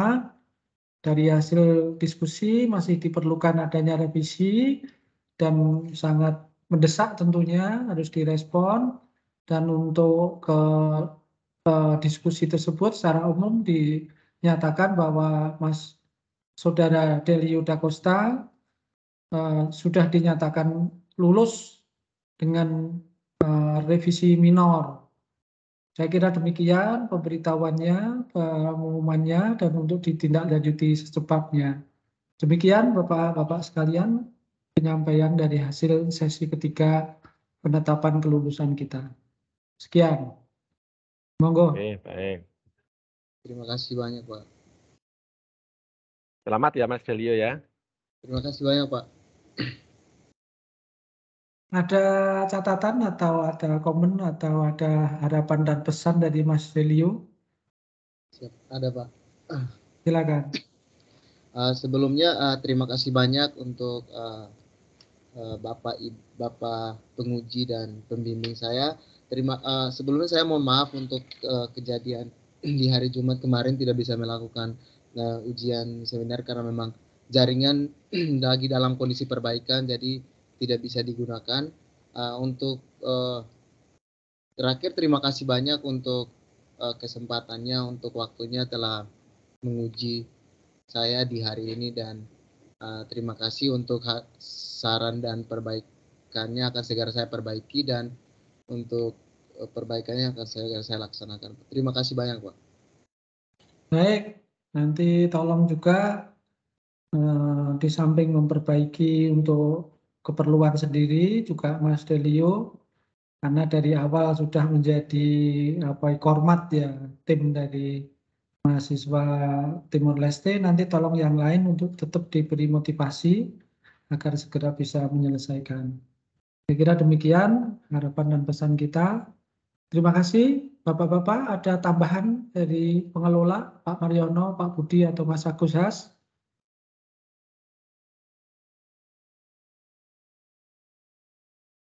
Halo? Sampun Pak Jafron. Nampung, saya kira cukup dari sesi diskusi dan ujian pada hari ini serta pesan-pesan yang disampaikan tadi. Dengan demikian kita cukupkan dan kita akhiri pertemuan kita yang sangat membanggakan kita. Sekian, selamat siang. Assalamualaikum warahmatullahi wabarakatuh. Sampai ketemu lagi. Terima kasih. Terima kasih. Selamat Mas Delio. Terima kasih banyak, Pak. Pak Jafron ditunggu nggih untuk Natalesia dan Augusto. Ya, ini nanti yang lain-lain WA ya, hasil dari Mas Delio dan sebagainya. Matur suwun, yuk kita akhiri semuanya, izin live semuanya. Assalamualaikum.